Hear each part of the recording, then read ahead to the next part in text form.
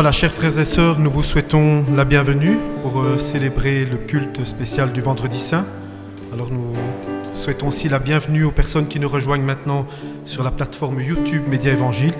C'est avec un grand plaisir que nous les accueillons également et nous espérons qu'elles se sentent en communion avec nous. Voilà, c'est le culte du Vendredi Saint. Nous avons ce soir un pasteur invité, c'est le pasteur Joël Atia. Nous lui souhaitons la bienvenue dans notre communauté. Je vous propose avant toute chose de remettre ce culte dans les mains du Seigneur en nous inclinant dans la prière. Notre Dieu, notre Père, nous voulons te dire merci car tu nous permets de nous rassembler ce soir, Seigneur, pour nous rappeler les souffrances, Seigneur, que tu as endurées pour chacun d'entre nous, Éternel, pour nous sauver d'une mort certaine, Éternel. Notre Dieu, nous voulons te dire merci. Merci pour ce cadeau inestimable que tu as fait pour chacun de nous. Merci, Père Céleste, car tu nous as envoyé ton Fils Jésus pour que quiconque croit en lui ne périsse pas, mais qu'il ait la vie éternelle. Merci, Seigneur, de bénir cette soirée. Nous voulons aussi te demander ta bénédiction pour toutes les personnes qui sont présentes, celles qui auraient voulu nous joindre mais qui n'ont pas pu le faire. Nous les mettons entre tes mains et nous te prions aussi pour toutes les personnes qui nous regardent ce soir à travers Internet, Seigneur Jésus. Nous voulons te les remettre entre tes mains et que le message de ce soir, Seigneur, touche les cœurs de chacun, Éternel. Dans le nom de Jésus, nous te prions. Amen. Alors nous, avant d'aller plus loin, nous vous proposons donc une lecture dans la Bible, dans le Nouveau Testament, dans l'Évangile selon Matthieu. Matthieu au chapitre 26, et nous lirons à partir du verset 14. Matthieu 26 et à partir du verset 14. Dans le Nouveau Testament, c'est le premier livre juste après le Nouveau Testament. Matthieu 26 au chapitre 14. Alors, l'un des 12 appelés, Judas Iscariote, alla vers les principaux sacrificateurs et dit : « Que voulez-vous me donner, et je vous l'y livrerai. » Et ils lui payèrent 30 pièces d'argent. Depuis ce moment, il cherchait une occasion favorable pour livrer Jésus. Le premier jour des pains sans levain, les disciples s'adressèrent à Jésus pour lui dire : « Où veux-tu que nous te préparions le repas de la Pâque ? » Il répondit : « Allez à la ville, chez un tel, et vous lui direz : Le Maître dit : Mon temps est proche. Je ferai chez toi la Pâque avec mes disciples. » Les disciples firent ce que Jésus leur avait ordonné, et ils préparèrent la Pâque. Le soir étant venu, il se mit à table avec les 12. Pendant qu'il mangeait, il dit : « Je vous le dis en vérité, l'un de vous me livrera. » Ils furent profondément attristés, et chacun se mit à lui dire : « Est-ce moi, Seigneur ? » Il répondit : « Celui qui a mis avec moi la main dans le plat, c'est celui qui me livrera. Le Fils de l'homme s'en va selon ce qui est écrit de lui. Mais malheur à l'homme par qui le Fils de l'homme est livré.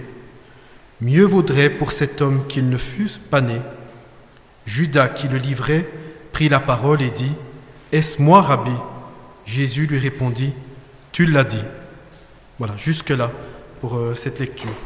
Avant donc d'écouter le pasteur Joël Atia, je vous propose un chant, Rédempteur du monde. Je vous propose que nous mettions debout pour le chanter. Et vous aussi qui nous suivez à travers Média Évangile, nous vous invitons aussi à chanter avec nous. Les paroles s'affichent à l'écran.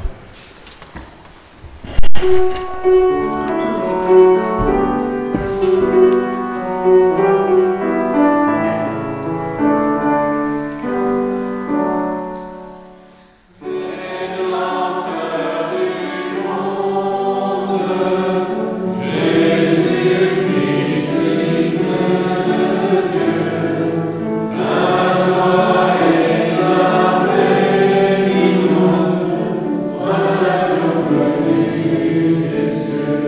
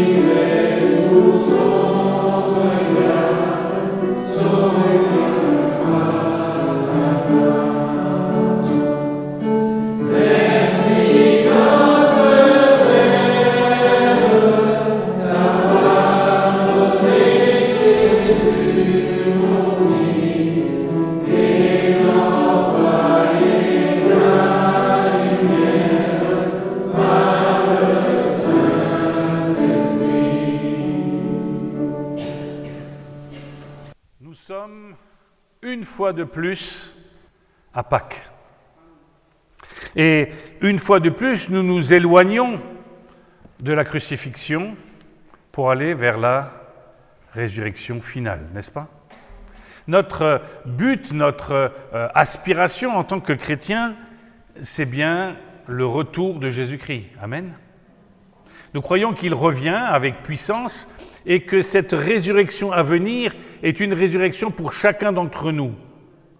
Nous nous souvenons, à Pâques, de la résurrection de Jésus-Christ. Mais derrière, il y a notre propre résurrection auquel nous aspirons et auquel nous voulons donner du relief parce que c'est ce que nous voulons annoncer aussi au monde dans lequel nous sommes, n'est-ce pas? La résurrection est donc un temps de lumière dans l'obscurité. Et c'est le thème, c'est le titre que j'ai donné à ce message de vendredi, de la lumière dans l'obscurité. Est-ce qu'ici, il y a des gens qui ont fait leur service militaire? Quelques-uns, peut-être un vague souvenir pour certains.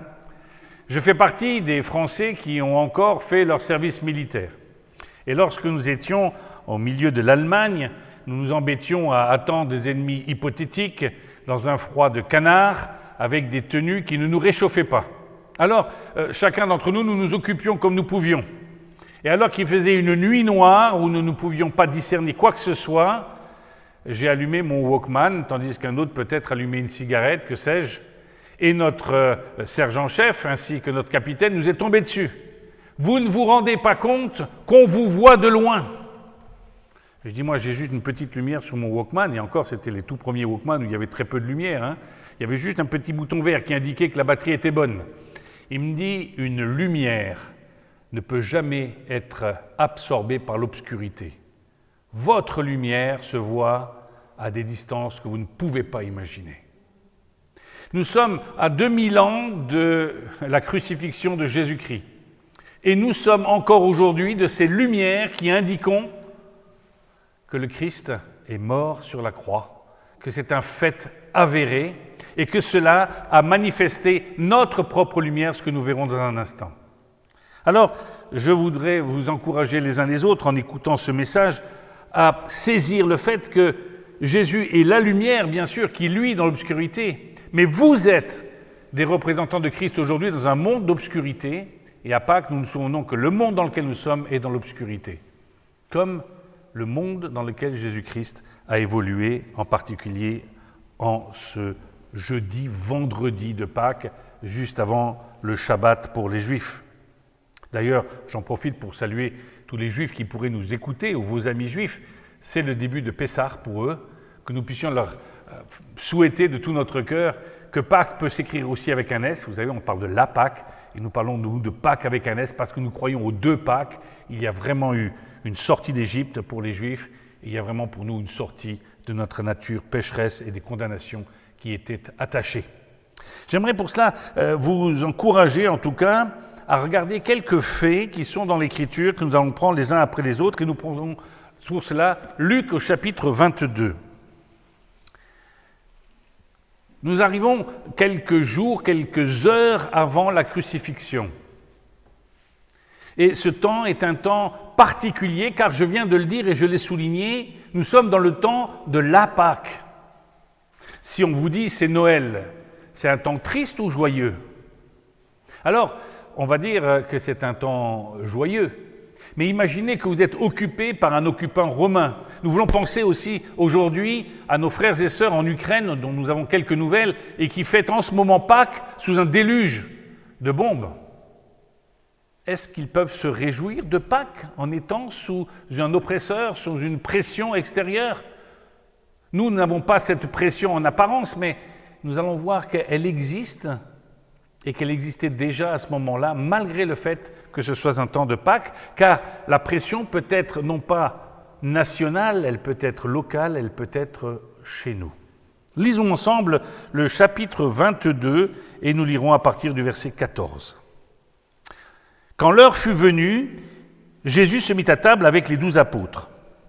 Il leur dit « J'ai vivement désiré manger cette Pâque avec vous avant de souffrir, car je vous le dis, je ne la mangerai plus jusqu'à ce qu'elle soit accomplie dans le royaume de Dieu. » Imaginez que vous passez à table Un moment de fête. Jésus leur a dit, vous allez trouver quelqu'un qui va vous conduire à un autre endroit, dans une chambre haute, et vous allez avoir le temps de préparer la Pâque, un moment de fête, un moment festif avec votre Seigneur.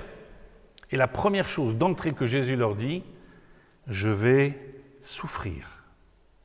Moment d'obscurité, suspension dans les discussions entre le partage de la fête et cette angoisse d'un seul coup de dire « je vais souffrir ». Imaginez que ce soir, demain, après-demain, vous invitez votre famille pour Pâques et vous leur dites « je me réjouis avec vous, je vous annonce que j'ai un cancer, que je meurs dans quelques jours ». C'est un peu cet effet-là. D'un seul coup, l'obscurité qui fond sur la lumière. Premier épisode où, dans un monde ou dans un temps de victoire, Jésus est descendu à Jérusalem avec des palmes partout et il jette un pavé dans la mare, il annonce des souffrances. Ensuite, il prit du pain et après avoir remercié Dieu, il le rompit, leur donna en disant « Ceci est mon corps qui est donné pour vous, faites ceci en souvenir de moi. » Deuxième pavé dans la mare. Comment se dire que je vais me souvenir de quelqu'un qui est encore présent? On ne se souvient pas de quelqu'un qui est encore vivant, on se souvient du passé, mais de l'instant présent. Mais c'est Jésus lui-même, cette lumière dans le monde, lui qui dit qu'il est la vérité, le chemin et la vie, qui annonce particulièrement un temps difficile. Un temps difficile pour lui, mais aussi un temps difficile pour ses disciples. Car s'ils vont devoir se souvenir, c'est que quelqu'un va être absent. Mais je continue encore. Puis il prit la coupe. Ensuite, il prit du pain, et après avoir remercié Dieu, il le rompit, il leur donna, en disant « Ceci est mon corps qui est donné pour vous, faites ceci en souvenir de moi. » Après le souper, il prit de même la coupe et la leur donna en disant « Cette coupe est la nouvelle alliance en mon sang qui est versée pour vous. Cependant, celui qui me trahit est avec moi à cette table. Le Fils de l'homme s'en va conformément à ce qui a été fixé, mais malheur à l'homme par qui il est trahi. » Encore un coup de tonnerre. Il y a quelqu'un parmi eux qui va trahir. Et on parle de son sang, du sang de Christ qui va couler. Replaçons tout cela dans un cadre de repas de fête. Comment vous vivriez ce moment-là, vous? Facilement? Difficilement? Vous allez digérer comment le repas? Ou même allez-vous pouvoir manger après avec une telle déclaration? On se dit, mince, l'agneau pascal qui est en train de cuire, eh ben, il va attendre. Jésus annonce que les temps vont être difficiles. Il annonce que, alors que nous croyons que tout va bien, quelque chose va arriver de terrible. Mais n'a-t-il pas dit, quand vous penserez qu'il y a des temps de paix, que tout le monde dira paix, paix, en fait, il n'y a pas de paix?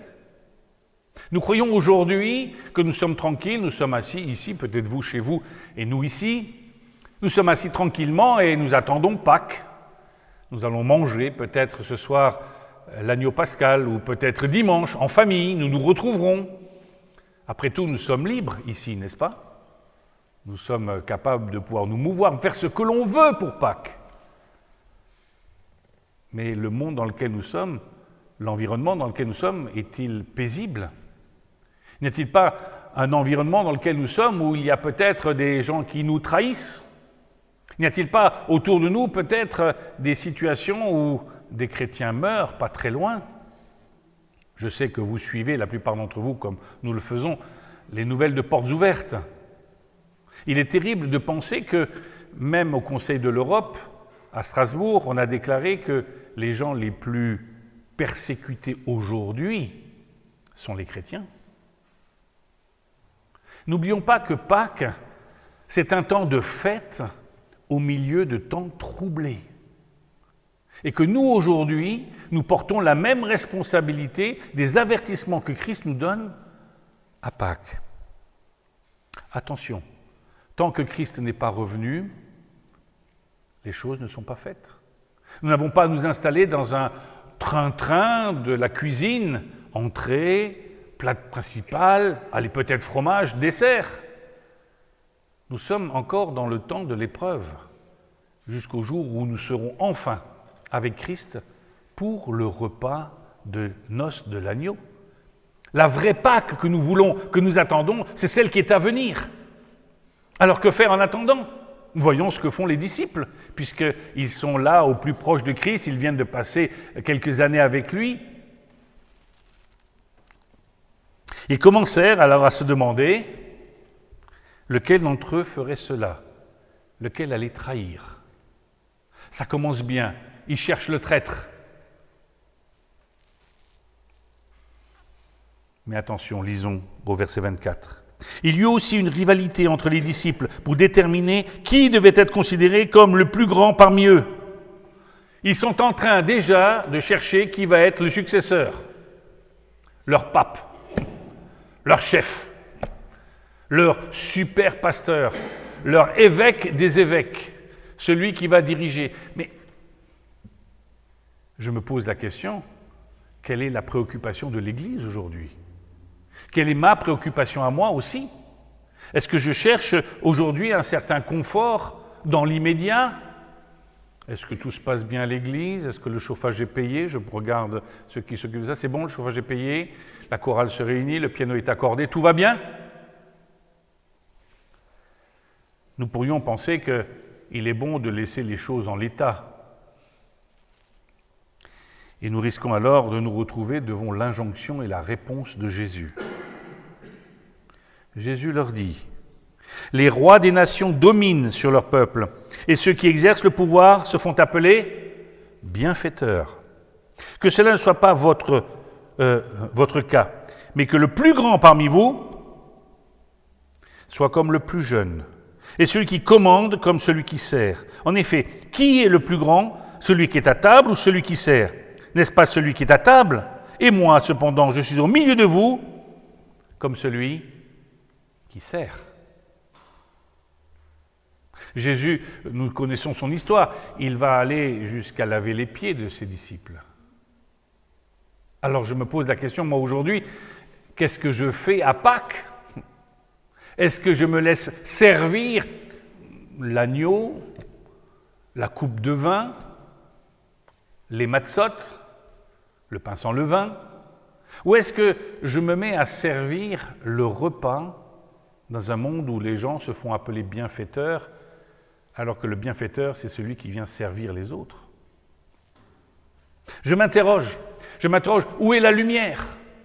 Est-ce que la lumière, c'est d'espérer que nos gouvernants, nos politiques, nos responsables régionaux nous fassent du bien, nous laissent tranquilles à vivre dans l'obscurité de nos églises qui devraient être des lumières à Pâques en particulier? Pâques, rencontre familiale s'il en est, comme Noël d'ailleurs, mais d'une famille qui grandit d'année en année, car nous l'avons chanté, le Saint-Esprit agit dans le cœur des hommes, les convainc de péché, encore aujourd'hui, afin qu'ils puissent eux aussi devenir des serviteurs à la table de Pâques. Pâques, un temps lumineux, où les lumières se rassemblent pour pouvoir mieux repartir les uns et les autres dans nos familles, pour oser dire « Jésus est le sauveur du monde. Il est l'agneau immolé, l'agneau qui vient sauver le monde. » Ne résumons pas trop rapidement la fête de Pâques à la croix et la résurrection. Commençons par ce temps du vendredi, du jeudi et du vendredi pour les Juifs, qui sont en train de passer à côté peut-être d'un événement particulier. Nous aussi, nous pouvons passer à côté de ces événements particuliers si nous oublions que nous sommes, nous, à notre tour, envoyés par Christ à Pâques pour venir servir le repas. C'est-à-dire la bonne nouvelle de Jésus-Christ annoncée à tous les hommes, et c'est seulement lorsque le plat sera passé entre toutes les générations, tous les hommes, tout le temps de Dieu, que Christ viendra et apparaîtra lui-même pour pouvoir nous emmener avec lui. Vous êtes ceux qui avez persévéré avec moi dans mes épreuves. C'est pourquoi je dispose du royaume en votre faveur, comme mon Père a disposé en ma faveur. Ainsi, vous mangerez et boirez à ma table dans mon royaume, et vous serez assis sur les trônes pour juger les 12 tribus d'Israël. Je ne suis pas encore au bout du message. Mais j'aimerais souligner ici la manière dont Jésus manifeste le fait qu'il est la lumière. Je reprends le tableau. Vous êtes à table, vous annoncez que vous avez une grave maladie. Et tout le monde se dit, et l'héritage, il est pour qui? Quelle va être votre réaction? Quelle va être votre réaction? Votre réaction, ça va être certainement, bon, eh bien si c'est comme ça, je m'en vais. Ce n'est pas la peine de manger avec des gens qui pensent à autre chose. La lumière du monde ne consiste pas à juger ce monde, vous connaissez Jean 3,16, mais à sauver ce monde. Et Jésus adresse à ses disciples une parole de bénédiction. La lumière qui est en nous, la présence du Saint-Esprit en nous, est là pour que nous puissions bénir le monde dans lequel nous sommes. En annonçant, non pas seulement tu peux être guéri ou tu peux être riche, tu peux trouver du travail. Ça peut arriver que Dieu donne ces choses-là. Mais en annonçant la bonne nouvelle du royaume de Dieu qui est là pour ceux qui sont pécheurs. La manifestation du péché dans ce monde, c'est pour que nous puissions encore plus faire valoir le message de Jésus-Christ. Ceux qui sont sans péché n'ont pas besoin du Christ, n'est-ce pas? Ceux qui reconnaissent que Christ est mort pour leurs péchés sont alors au bénéfice de ce royaume que Jésus dit qu'il dispose en notre faveur. La suite du texte est intéressante, mais vous pourrez la lire chez vous. Jésus annonce à Pierre qu'il sera certainement soumis à la tentation. Et alors, Pierre fait des promesses qui sont des vœux qui ne sont pas très pieux. Il annonce que jamais il ne reniera, alors que Jésus vient d'annoncer que Satan est là et rôde encore aujourd'hui. Pâques, c'est aussi l'annonce que le salut ne peut nous venir que de Jésus-Christ, que la lumière n'est qu'en Jésus-Christ, mais que le monde dans lequel nous sommes est environné dans l'obscurité des ténèbres, parce que Satan reste le prince de ce monde, jusqu'au jour où Jésus-Christ triomphera aussi sur cette terre de manière manifeste, tout genou fléchira et toute langue confessera qu'il est Seigneur et Sauveur. Pâques, finalement, c'est un temps terrible. Temps terrible non pas pour ceux qui font la fête autour et qui espèrent une sortie, alors que les Romains sont au pouvoir, mais moment terrible pour les disciples, qui ont dû être bien bousculés pendant quelques instants. Je m'interroge encore une fois quelques instants sur le fait que je suis de moins en moins dérangé par Pâques. Pâques, c'est dans le calendrier. C'est tantôt au mois d'avril, tantôt plus tard, tantôt plus tôt. On essaye de calculer pour pouvoir prendre nos vacances en fonction de cela. Et si Pâques, c'était un rendez-vous plus régulier, celui de rendez-vous avec Christ, la lumière dans l'obscurité. Discerner le fait que nous avons de plus en plus besoin, jour après jour, les uns et les autres, de la présence de Christ dans nos vies, car le monde ne va pas en s'éclaircissant, mais bien en s'obscurcissant. Le diable prend plus de pouvoir, et la lutte de Christ dans le jardin de Gethsémanée nous inspire. Nous avons le droit de dire que c'est difficile de tenir. Qui peut dire ici qu'il est chrétien et que ça marche comme sur des roulettes? Jamais aucun problème, jamais aucun souci. D'ailleurs, c'est pour ça qu'on est devenu chrétien.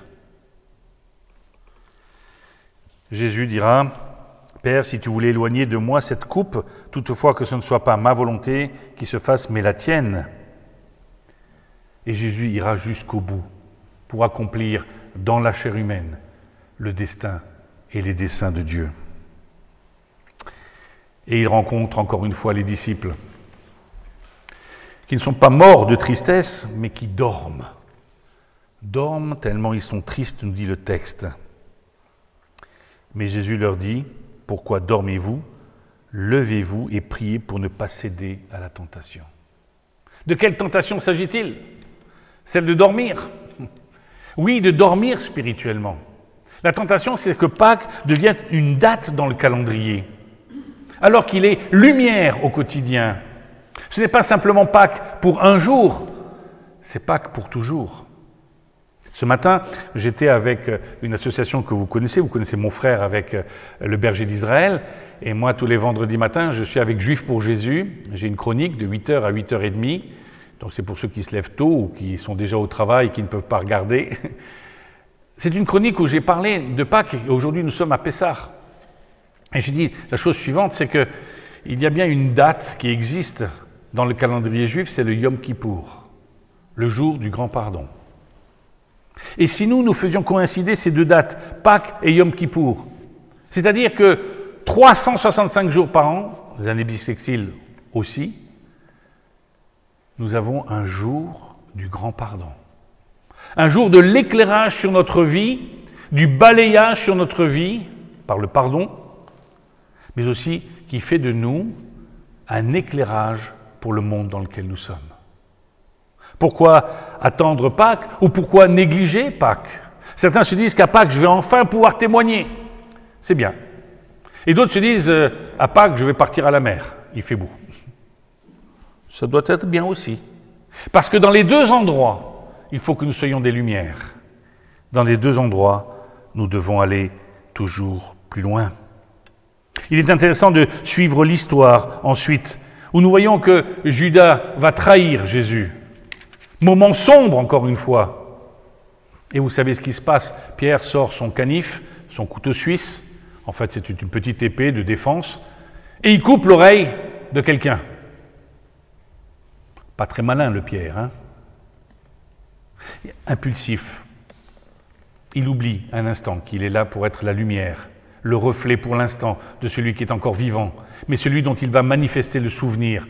Et nous rappelons que c'est la première personne après l'enlèvement de Jésus-Christ au ciel, c'est la première personne qui va avoir une prédication formidable.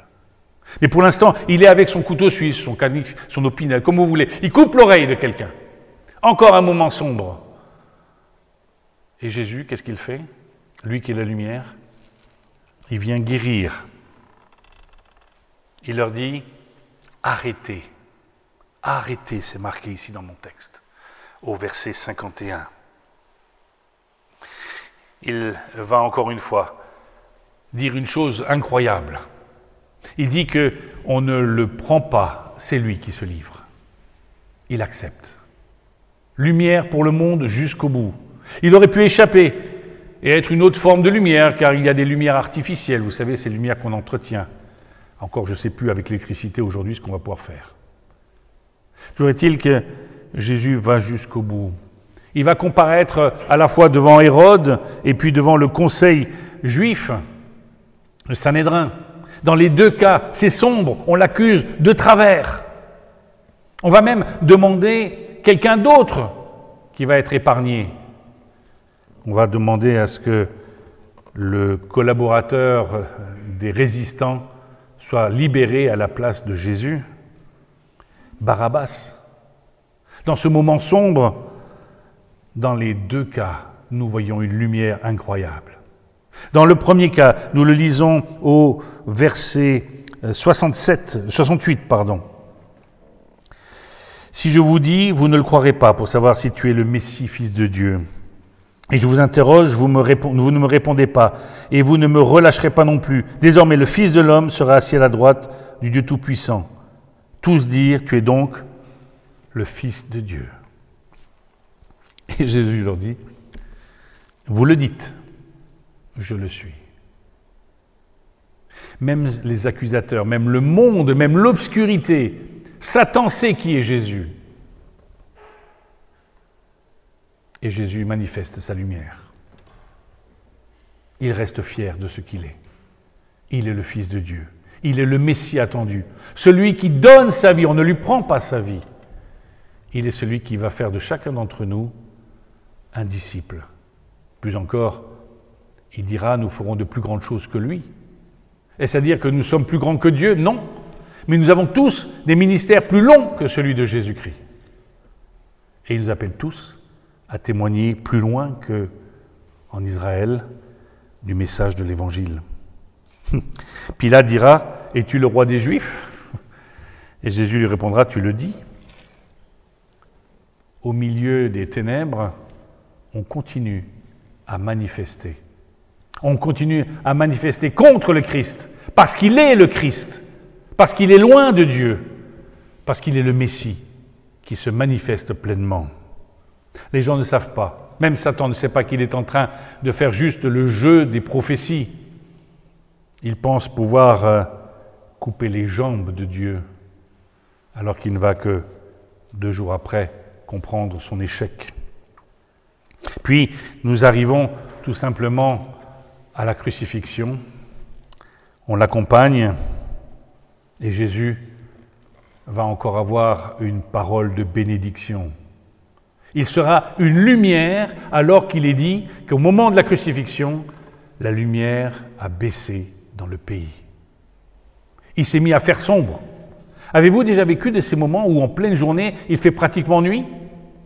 Je l'ai vécu juste avant qu'il y ait ce qu'on appelle un orage sec. J'étais sur une rivière en train d'encadrer un groupe de jeunes. Nous étions en train de faire du canoë et d'un seul coup, il y a eu un silence total. La lumière s'est baissée et un éclair est tombé à quelques mètres de nous. C'est un moment d'angoisse. Et dans ce moment d'angoisse, que se passe-t-il ? Il y a 2 personnes, l'une à droite, l'une à gauche. Et Jésus dit une chose importante, verset 34, « Père, pardonne-leur car ils ne savent pas ce qu'ils font. » Tout le ministère de Jésus se révèle à ce moment-là. Au moment où il fait nuit, au moment où c'est la fin, c'est à ce moment-là, alors qu'il est seul, alors que c'est un temps de fête, je vous rappelle, les Juifs doivent se dépêcher, c'est bientôt Shabbat, où on va bien fêter Pâques. On se débarrasse ainsi de celui qui est lumière dans ce monde. Mais Jésus manifeste encore une fois qu'il est la lumière. Car qu'est-ce qu'il y a de plus lumineux que le pardon, que d'accorder son pardon, que de pardonner, que de voir des personnes aussi, alors recevoir le pardon. On ne peut pas attendre de quelqu'un qu'il reçoive le pardon si on ne lui accorde pas. Jésus accorde avant de mourir, avant qu'il y ait ce temps où on nous dit qu'il sera descendu dans les entrailles de la terre, Jésus accorde de la lumière à ceux qui restent vivants. Je me pose encore une fois la question. C'est Pâques, et j'espère que vous allez tous être des lumières, car Dieu nous demande à notre tour de proposer le pardon et de vivre le pardon de Dieu. Votre cœur est-il en train de condamner ceux qui sont en guerre aujourd'hui seulement? Ou êtes-vous déjà en train de prier pour ceux dans ce monde qui sont opposés à l'Évangile pour qu'ils connaissent le nom de Jésus-Christ? Pendant les différentes guerres qui ont eu lieu pendant que j'étais étudiant en théologie, un de nos professeurs nous a interpellés. Il nous a demandé « Avez-vous prié pour Saddam Hussein ? Avez-vous prié pour les dictateurs de ce monde qui eux aussi ont besoin du pardon de Jésus-Christ ? Pardonnons-nous aussi, ou voulons-nous pardonner ? Car ce qui fait de nous des lumières, des torches vivantes, c'est ce pardon que Jésus-Christ accorde. Je voudrais terminer avec 2 personnages qui vont nous montrer un chemin. 2 personnes, d'abord, à droite et à gauche de Christ. Il y en a un qui lui dit « Si tu es le Christ, sauve-toi toi-même ». Quelqu'un qui reste dans l'amertume, qui reste dans les ténèbres, qui ne distingue pas la lumière que représente Jésus-Christ. Car le pardon est aussi pour lui celui qu'il a demandé juste avant Jésus-Christ. Alors, cet homme est moqueur, tandis que l'autre reconnaît son péché. « Souviens-toi de moi quand tu viendras régner. » Voyez-vous que cela fait un écho au fait que Jésus-Christ, tout à l'heure, a proposé à ses disciples que le royaume était pour eux. Finalement, pratiquement la première personne qui reconnaît la seigneurie de Jésus-Christ avant la résurrection. C'est un prisonnier qui saisit le pardon. Rappelons-nous aussi que Jean-Baptiste a annoncé, le petit cousin ou le grand cousin de Jésus-Christ, a annoncé la repentance, mais que le message n'était pas complet. Il devient complet déjà le soir, la veille du Shabbat. L'un des deux accepte simplement le pardon, le jour de Pâques. Aujourd'hui, prenons l'exemple de Christ, puisque nous sommes appelés chrétiens, petit Christ. Prenons le temps d'envoyer un SMS peut-être, un SMS général. Alors vous allez peut-être tomber sur votre inspecteur des impôts aussi, sur la feuille. Mais envoyez un message, aujourd'hui, il nous est né un sauveur, et rajoutez, il est venu pour pardonner. Ce n'est pas simplement un Dieu d'amour que nous avons, c'est un Dieu qui rajoute à l'amour le pardon. Il est unique, il s'appelle Dieu, Père, Fils et Saint-Esprit, manifesté pleinement et révélé le jour de Pâques, car aujourd'hui nous sommes le jour de Pâques, par un prisonnier qui, dans son ultime souffle, dit « Souviens-toi de moi quand tu viendras régner ». Mais il a eu une confession juste avant. « N'as-tu aucune crainte de Dieu, toi qui subis la même condamnation ? Pour nous, ce n'est que justice, puisque nous recevons ce qu'ont mérité nos actes, mais celui-ci n'a rien fait de mal. » Nous ne voulons pas oublier qu'à la croix, Jésus a porté nos péchés, son péché, le mien, le vôtre. Que le message de Christ soit d'abord de rappeler que nous vivons dans l'obscurité avant de vivre dans la lumière. Qu'il n'y a qu'une seule vraie lumière, elle est en Jésus-Christ. Le deuxième personnage que je voudrais vous laisser se trouve dans Marc 8, au verset 30, dans Marc 15, versets 16 à 24. Je rassure, je ne connais pas le chronomètre, je ne sais pas où j'en suis. Je suis dans les temps, c'est bon. Marc 15. Vous ne dormez pas, ça va? C'est mon petit garçon qui fait 1m92, là, qui me dit toujours, avec papa, quand tu parles, on ne peut pas dormir. Alors Marc 15, versets 16 à 24.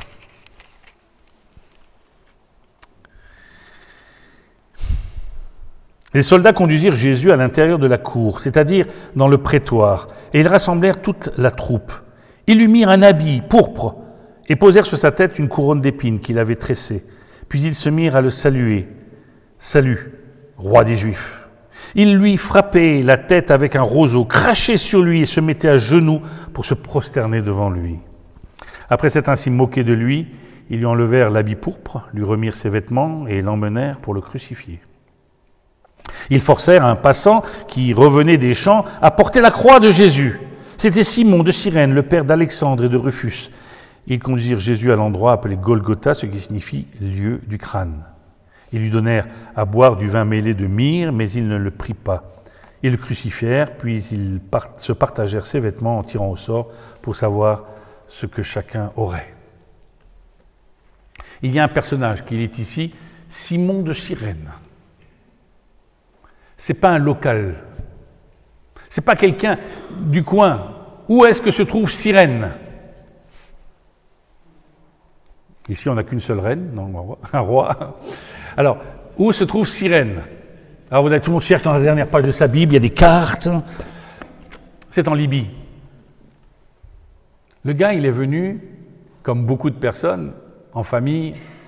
Imaginez le sacrifice à l'époque d'aller de Cyrène jusqu'en Israël pour Pâques. Yes! Un moment de fête, une espèce de retour aux sources. Il se retrouve en Israël, lui qui est en Libye, loin, là, éloigné. Simon de Cyrène. Et alors qu'il revient des champs à côté, on l'attrape, on lui demande de porter la croix. C'est pas du Ikea, c'est du massif. Nous sommes en fin de journée, il avait peut-être travaillé un petit peu localement. Il avait le poids du voyage, certainement, parce qu'on n'arrivait pas 15 jours avant. Les vacances, c'était 0 salaire à l'époque. Donc on prenait ça sur le temps qu'on pouvait. Simon de Cyrène qui va porter la croix. Alors, cela me renvoie juste à quelques chapitres avant, dans Marc 8, verset 34.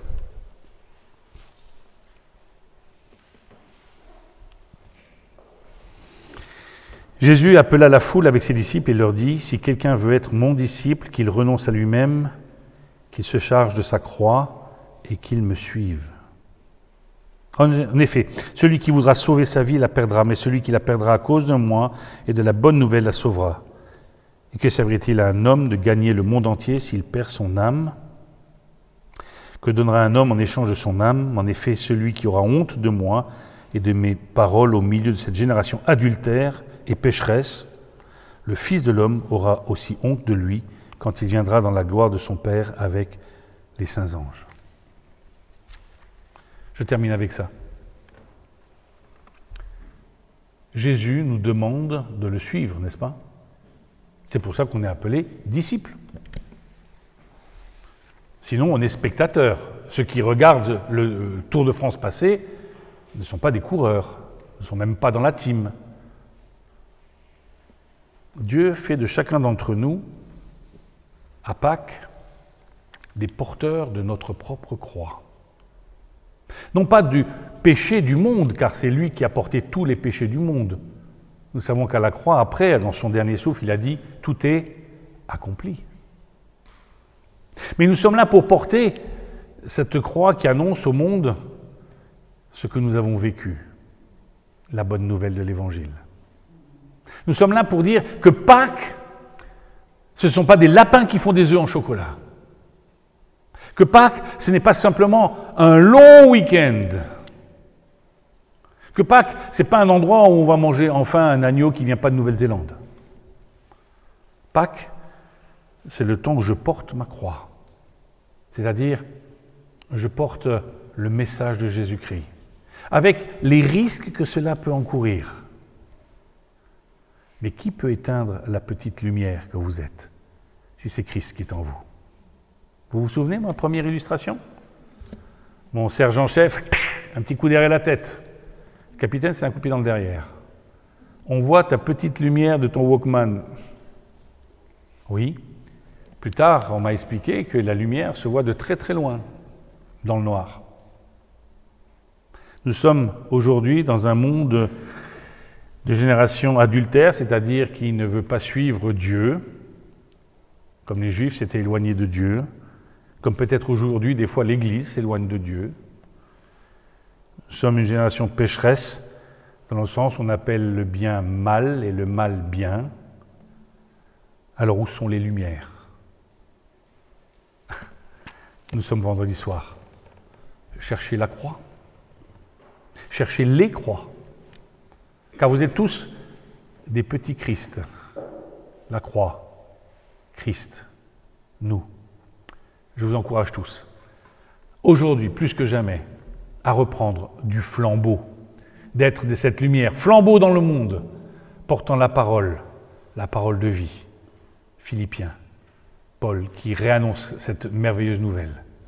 Nous ne sommes pas là pour montrer seulement la lumière de Jésus-Christ, nous sommes là pour vivre de la lumière de Jésus-Christ, quel que soit son âge. Il n'y a pas de petite flamme, il n'y a pas de grande flamme, il n'y a que le feu que le Saint-Esprit anime et qui ouvrira votre bouche en toutes circonstances. À Pâques et tous les jours que Dieu fait, où Dieu pardonne et où Dieu accueille dans son royaume. Amen. Je propose de prier. Seigneur, merci pour le temps de la croix. Merci pour le temps de Pâques, temps privilégié, temps particulier, temps du pardon. Pardon que nous recevons, nous, chacun, car nous savons ce dont nous avons besoin d'être pardonnés. Mais aussi, temps où nous accordons le pardon plein. À Pâques, c'est un nouveau départ, donné par ton pardon, par ta résurrection, par la vie que tu nous accordes. Nous voulons tous déposer ce qui en nous n'est pas à ta gloire, pour que tu l'emportes. Nous, Seigneur, te déposer le monde, l'environnement dans lequel nous vivons, afin que tu puisses, Seigneur, briller, lumière dans le monde, pardon et victoire à la croix. Royaume accompli, royaume à venir. Amen. Jésus a pris la scène, il a pris un repas. C'était un repas qui était relativement long. Je crois que vous avez déjà fait la Pâque juive ici, en son temps avec... vous avez déjà fêté la Pâque juive ici, non? Sinon, il faut le refaire pour vous rappeler. C'est un temps où on boit du vin ou du jus de raisin. Il y a quelqu'un qui veut du vin, non? Où on partage du pain. Il est intéressant de voir qu'on partage plusieurs fois le pain et plusieurs fois la coupe. Et dans cette dernière coupe de l'Alliance, Jésus s'identifie. Ceci est mon sang, ceci est mon corps. À la fin du repas que Jésus propose, il y a ce temps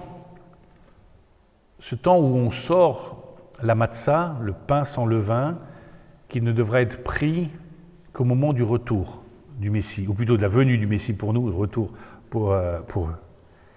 J'aimerais qu'on puisse prendre ce repas dans cette perspective, avec l'idée même que Dieu veut nous accorder, encore une fois, non seulement son pardon, mais d'être ses disciples.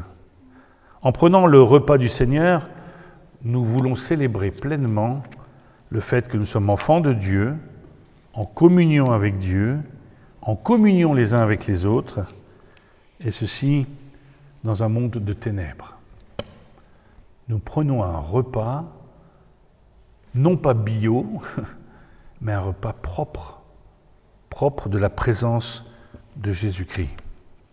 Reprenons un texte qui se trouve effectivement dans Luc, au chapitre 22. Nous avons déjà lu, mais nous allons le reprendre encore une fois.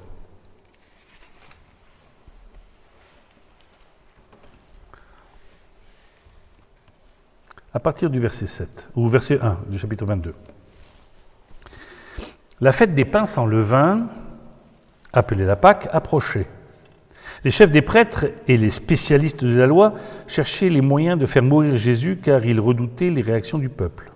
Or, Satan entra dans Judas, surnommé Iscariote, qui faisait partie des 12.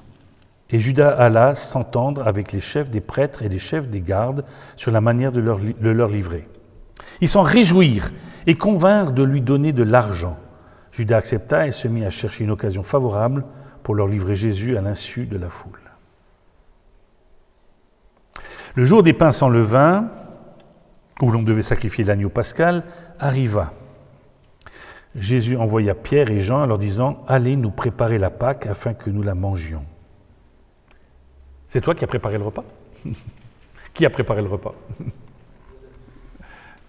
Merci Josette. Est-ce que tu es allé chercher quelqu'un pour te montrer l'endroit où il fallait faire? Non, tu connais. Aujourd'hui, nous savons comment venir à Jésus. Et Jésus va prendre cet instant-là en leur disant « Allez, prépare la Pâque afin que nous en mangions. » Ils lui dirent « Où veux-tu que nous la préparions ?» Il leur répondit « Quand vous serez entrés dans la ville, vous rencontrez un homme qui porte une cruche d'eau. Suivez-le dans la maison où il entrera. Et dites au propriétaire de la maison « Le maître te demande « Où est la salle où je mangerai la Pâque avec mes disciples ?» Alors il vous montrera une grande pièce aménagée à l'étage. C'est là que vous préparerez la Pâque. Je m'arrête un instant. Jésus a tout prévu. Il a prévu ce repas pour nous aujourd'hui, pour que nous puissions le prendre. Il y a des détails quand même importants. C'est qu'il a fallu un acte de foi pour le faire. Se rendre à un endroit où Jésus nous dit « Va » et la Pâque sera prête. Il nous dit aujourd'hui d'aller dans le monde en prenant le repas, c'est ce que nous voulons. C'est dire, Seigneur, nous allons là où tu voudras et nous serons des témoins. Il y a des choses incroyables dans le texte, ça ne vous paraît pas comme ça, mais quand on dit, quand vous serez entrés dans la ville, vous rencontrez un homme qui porte une cruche d'eau, c'est une chose qui ne se fait pas chez les Juifs. Ce sont les femmes qui portent l'eau. Il faut là donc une conjonction. Et si on en croit les commentateurs de ce texte, selon la tradition juive, celui qui porte une cruche d'eau et qui est un homme est souvent une personne qui porte un handicap mental. Jésus utilise le plus faible de la société là pour guider les gens vers un endroit inconnu. Mais là où lui, il a déjà tout préparé. Nous allons prendre le repas. Puis nous approchons alors de la table.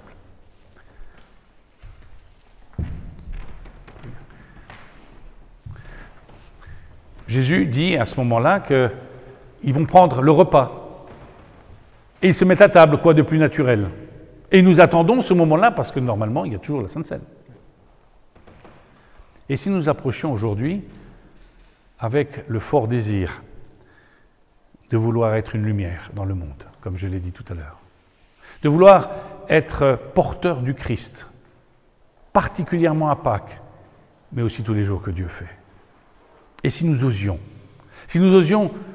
nous laisser prendre par le Saint-Esprit, nous laisser qualifier par le Saint-Esprit pour être des porteurs de cette parole. Moi, j'y crois. Moi, j'y crois qu'aujourd'hui, il y a peut-être un endroit vers lequel je vais être guidé, inconnu de Dieu, mais dans lequel je pourrai vivre la communion fraternelle. Amen. Est-ce que vous le croyez aussi? Croyez-vous que Dieu peut vous guider aujourd'hui vers ce monde d'obscurité, oser sortir pour porter la lumière? Moi, je le crois. Il prit du pain et dit, ceci est mon corps. Il prendra la coupe et dira, ceci est mon sang. Nous annonçons que nos péchés sont effacés à la croix. Et nous annonçons que nous faisons partie du royaume de Dieu. Aujourd'hui, Éphésiens chapitre 2, vous êtes assis spirituellement à la droite de Dieu. Ce n'est pas une belle perspective? Puisque c'est une belle perspective, ceux qui veulent prendre la scène pourront se lever à leur place. Je laisse. Je vais appeler André et Tim à bien vouloir me rejoindre pour le service. Et toutes les personnes qui participent à ce repas à bien vouloir se lever en signe de participation.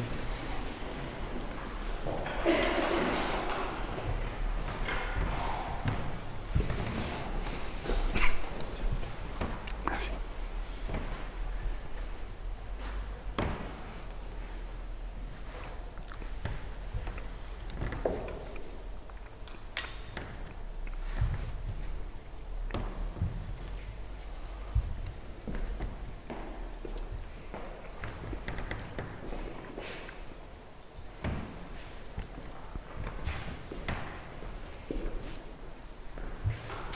Pendant qu'on prend le repas de la Sainte, je vous invite à chanter le chant « C'est ton sang ». Les paroles s'affichent à l'écran.